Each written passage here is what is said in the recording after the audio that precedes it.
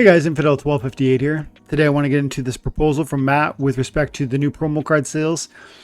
And I want to give my opinions. I hope that you're going to find some value in this, even if you've heard the other content creators talk on this topic. I have probably some unique perspectives with respect to this one. I do think that this is going to be valuable for us for a number of reasons. And I guess I want to push back on some of maybe the concerns that some of us might be walking in. And so if that sounds interesting, I invite you to stick around. We're going to get into this proposal. Before I do, though, I want to say two things. One, my name is Dwayne Cunningham. I go by Infidel1258, and you can call me 12. Leave comments on this video or any other, and I do my best to regularly review those and attempt to turn those into content. So if you've got something to say, maybe I might read it and turn it into its own video. So go ahead and do that.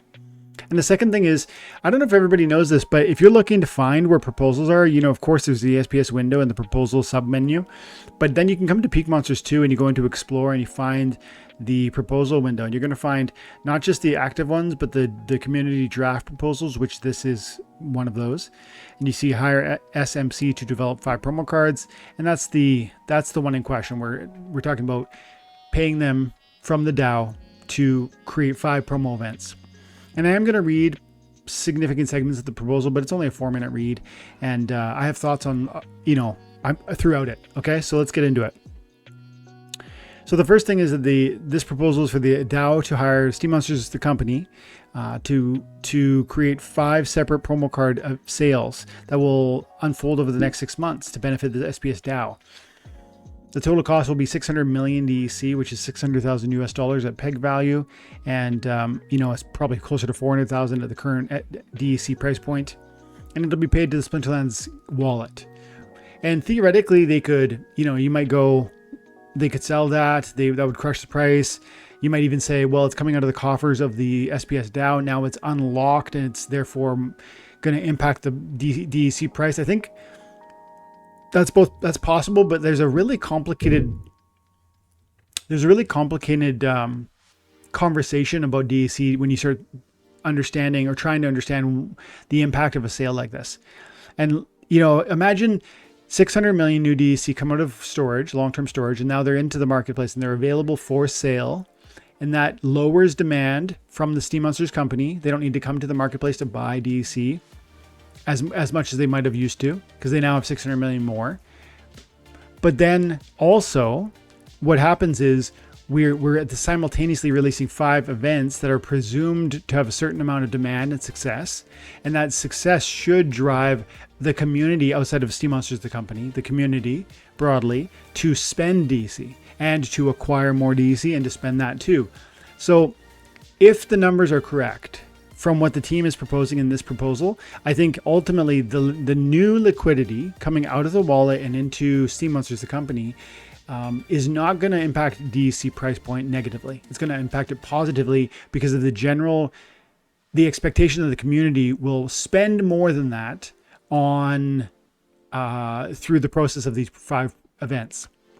That's a little bit to be determined, but there's some numbers provided by Matt, and I think we can look at past approximations or cautious expectations set out by Matt, and you can kind of think, I think that makes sense, especially even looking at Rebellion. I believe he said we would sell like 1 million. He was expecting to sell a million packs of Rebellion during the first, maybe during the leaderboard race or something like that.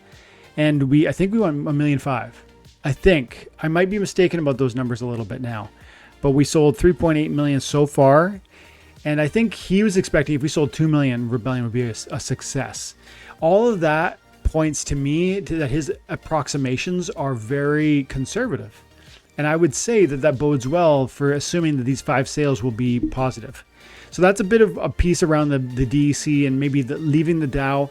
I'm not sure everybody's going to feel that way. I think they're going to say things like 600 million DEC is currently locked up and now it's coming to be liquid. That's going to be a problem. Understand that Splinterlands, the company, Steam Monsters, the company, is not going to take that and sell it. They're going to take that and hold it. And then, so it's still locked up in some sense. And then, of course, they're going to use it to conclude credit sales. Like if you buy credits from Steam Monsters, the company, by coming in here and adding credits and then spending those on cards that you buy from me, I don't get your credits. The game says, okay, we sold credits to John Doe. John Doe's using them to buy a card from Dwayne. And then it sends me DEC equivalent to the credit value. And so I get DEC. You never touched the DEC, but you had your US dollar value paid forward in the form of DEC by the company. That's what's happening. And so they do need a regular supply of it. So it's never going to, they're not going to take this from us and liquidate. They're going to hold on to it until such time that they use it. And I don't know what sort of window that would take, how long that'll take. And yes, that does have an impact on their need to come and buy more DEC tomorrow or the next day, because they'll have this wallet full. But again, the community demand should maybe place $1 billion back into the wallet, which is 400 million net loss or reduction in supply, not a growth, but a net reduction in supply of DEC, which should be beneficial for DEC price point.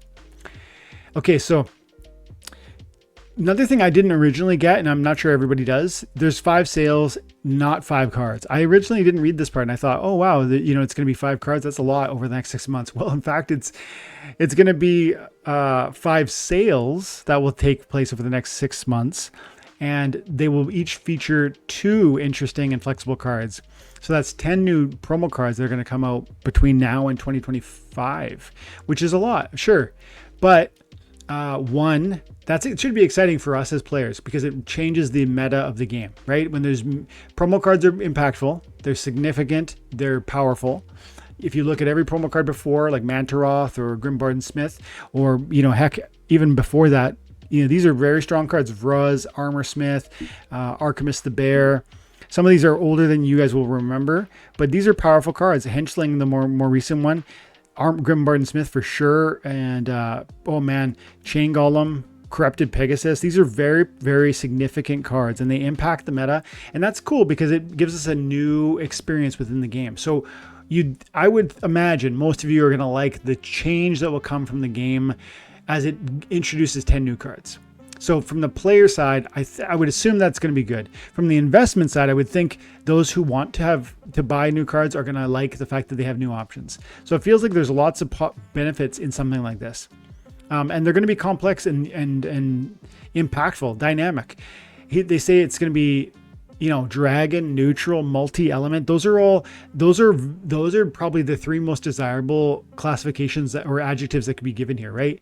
Dragon is very powerful because it works with more than one splinter, neutral as well, and multi-element. Those are exciting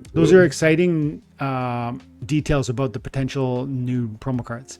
And so I would think that they're going to be powerful and impactful.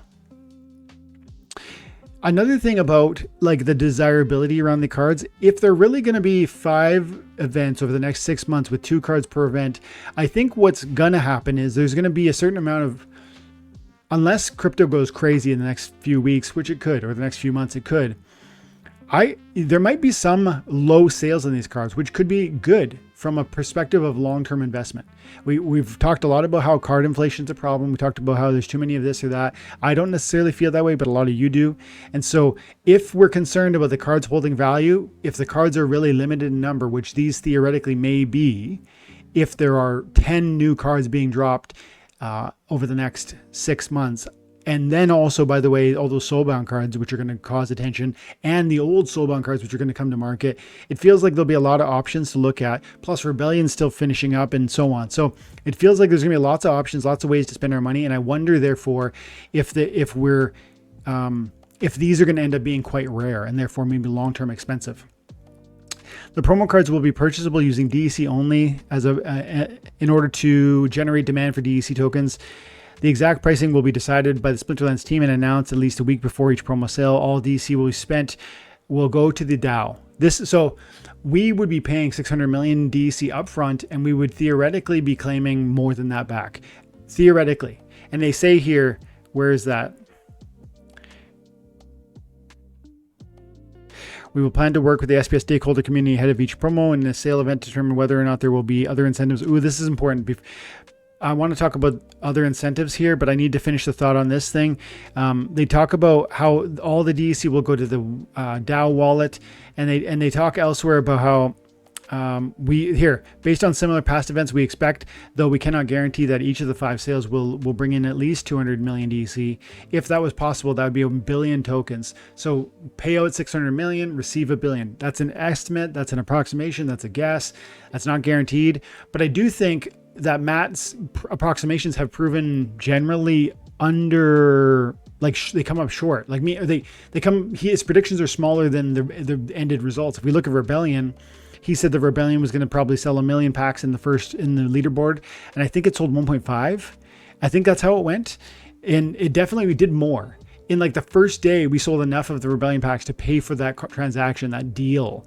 And remember also that when we do these deals with Splinterlands, the company, we're essentially moving toward Web3. People complain about we're not Web3 enough. Well, right now we've got a company that builds everything, that designs everything, that releases everything, that controls the game, that does everything.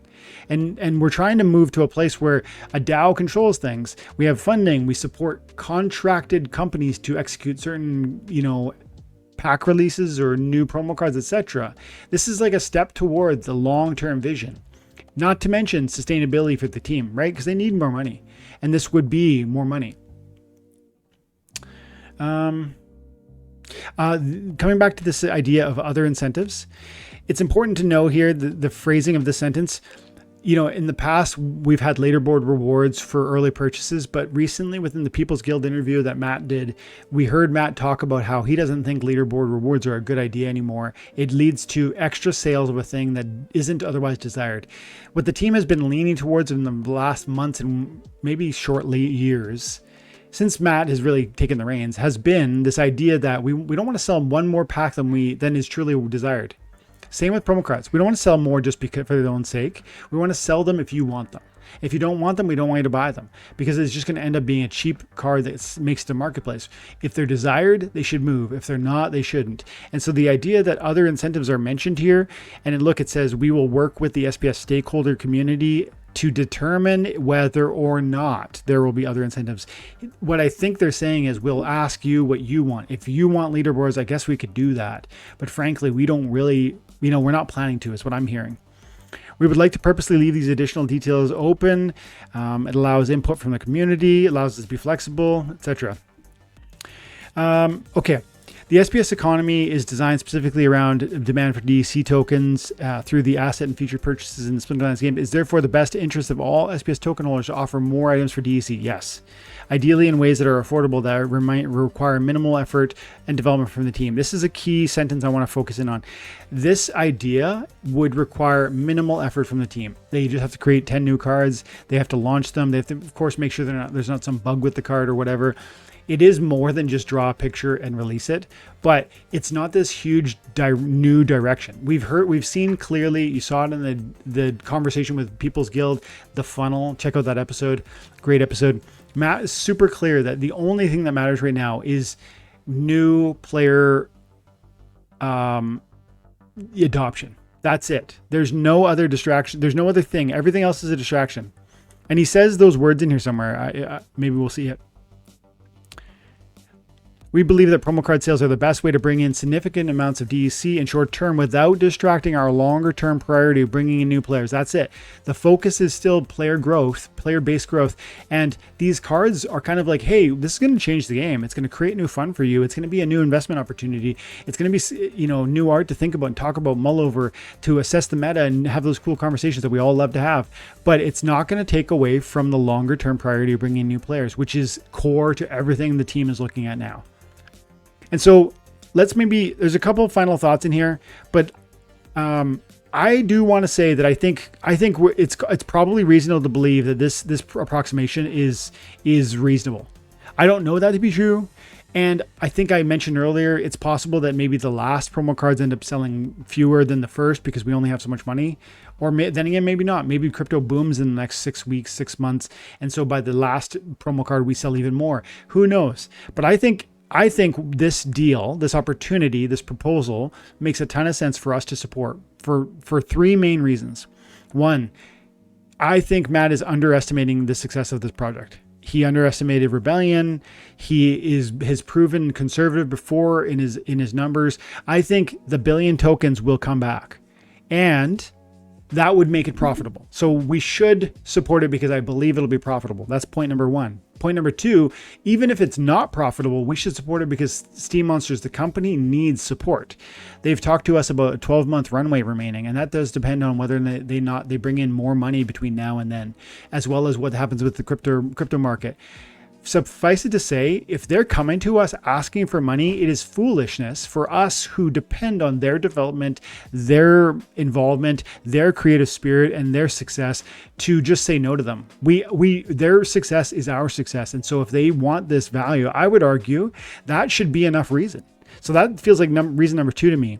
And reason number 3 for why I think we really need to support this thing is because I do think it'll be success. When they need it, we should offer it. And finally, because it's going to create a lot of new joy for the playing experience. These are going to be impactful cards. I talked about that earlier. I won't beat a dead horse, but they're going to make a big difference. They're going to make a big splash in what the game feels like. And we should want that. I think, yes, is it going to be hard to buy them all?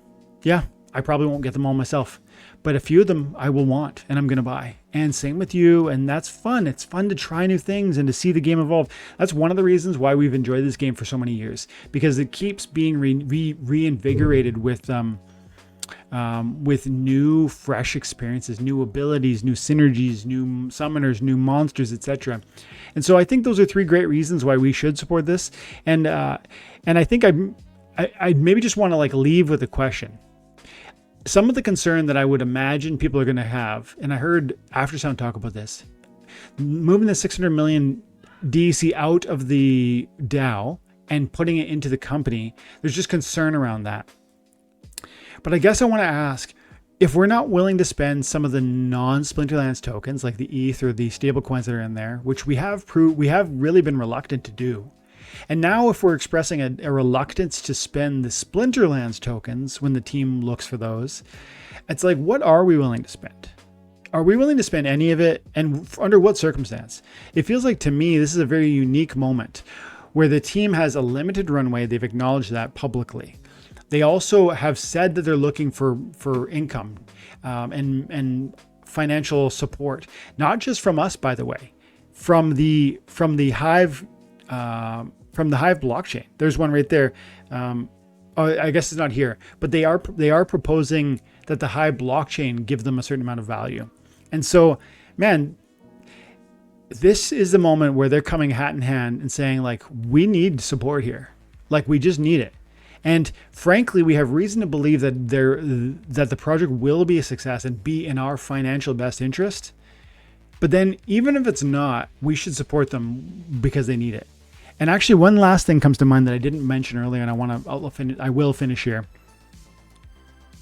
Even if we say no to their proposal and we don't want the cards, let's say we're too concerned about how many cards there are or whatever, if the proposal does not pass, the SPS stakeholders do not want to take this opportunity, then the company plans to still launch these promo card sales and will retain all the DEC proceeds.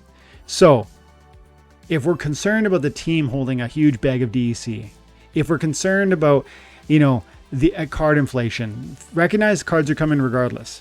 If we're concerned about them holding a ton of DEC through something like this because we'd move it from the DAO into their wallet, well, look, a ton of DEC is going to move from the, let's say, available DEC into their wallet because of the sale, regardless of whether we pay it or the community pays it. And I really believe, 1, they need it, so let's support it. 2, it's probably going to be a success. And 3, we should want this because it's going to be fun and it's going to create new sort of gaming experience in the Splinterlands space. That's enough for me. What do you guys think? Have an amazing day. God bless.